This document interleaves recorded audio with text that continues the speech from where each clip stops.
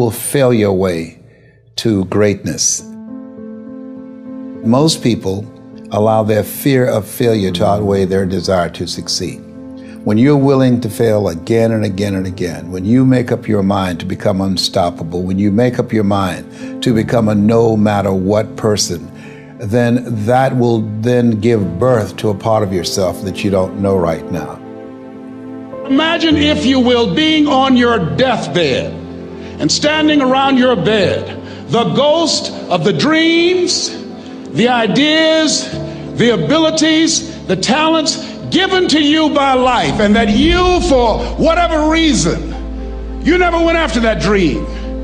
You never acted on those ideas. You never used those talents. You never used those gifts. And there they are standing around your bed looking at you with large angry eyes saying, "We came to you, and only you could have given us life.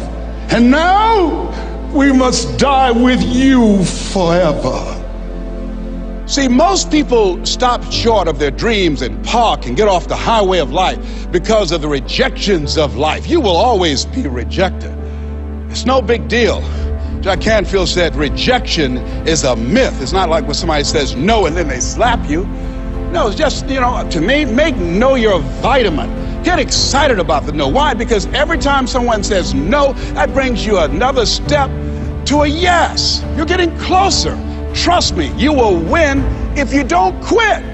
You will win if you don't quit. Even a broke clock is right twice a day.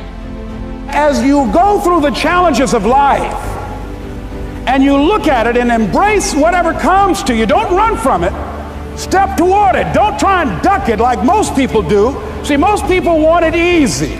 See, easy come, easy what? Easy go. See, but when you go at what you're going to deal with and you deal with the difficulties of it, when you handle those hard things close at hand, making those hard decisions right now that you don't want to make, learning those things that you don't like to do, but you know that in order for you to get where you want to go, this is one of the hoops that you have to flip through. And I'm saying to you, whatever you got to do it, because if you don't, life is going to whoop you until you surrender.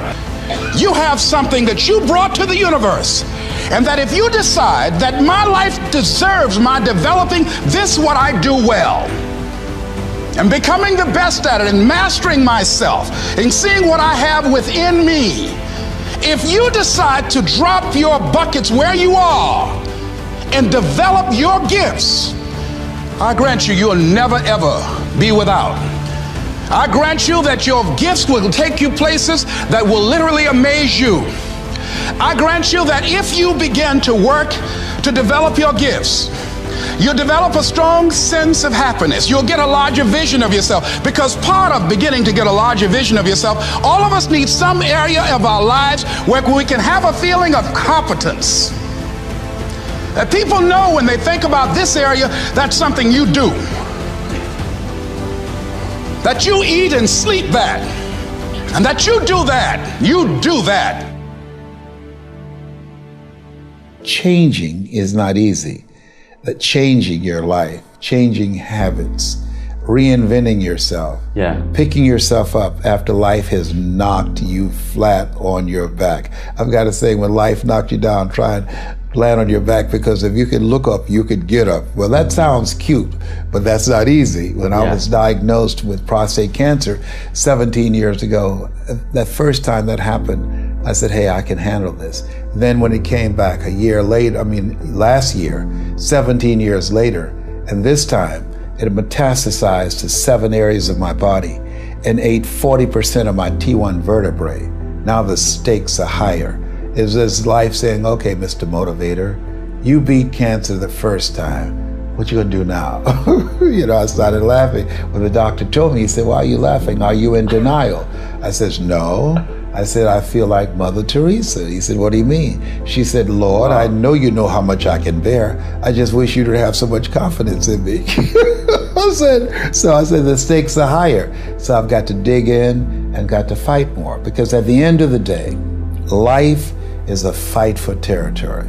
And once you stop fighting for what you want, what you don't want will automatically take over. And so it's a fight, it's a challenge in life every day. And what we have to do is embrace it. What we have to do is see it as a project to be worked on.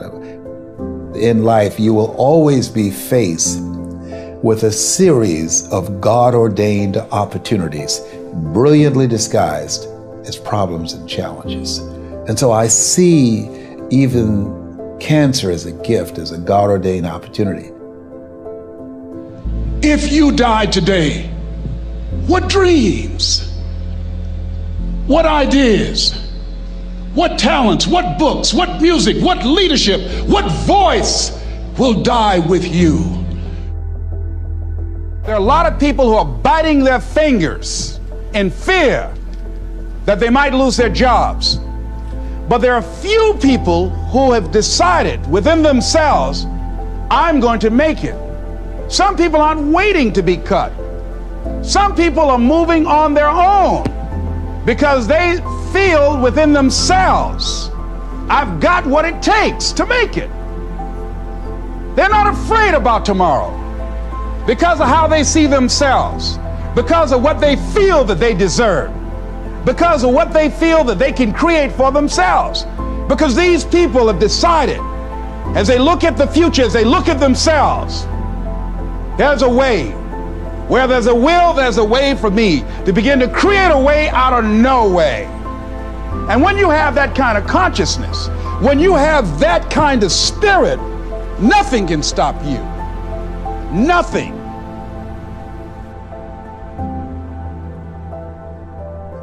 There's no secret to success. There's a system to success. And no matter what organization you become a part of, the system works if you work it. If you don't work it, it won't work. But it works if you work it. And that's one 4-letter word that most people don't like. They're not willing to work. There are winners, and there are losers, and there are people who have not discovered how to win. And all they need is some coaching.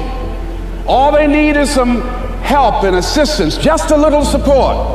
All they need is some insight or a different strategy, a plan of action to make some adjustments that will open up the key to a whole new future for them, that will give them access to the unlimited power that they have within themselves. That's all that they need. So what I want you to do is think about something you want for you, that's real for you, that's important for you, that will give your life some special meaning and power. And I don't even want you to say, I can do that. I don't want you to assume that. See, 5 years ago when I started out in this area, I would not have been able to make the mental leap that I would be up to where I am right now. I don't want you to begin to just psych yourself out. No. I want you to be able to say something to yourself that will enable you to maintain a level of integrity with yourself.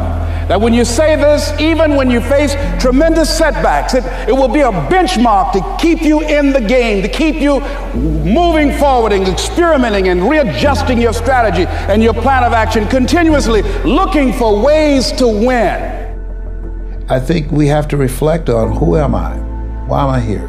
What drives me? If I died today, what 3 words would I want said about me if I died today? You know, what is it that defines me? You know, and how do I define myself?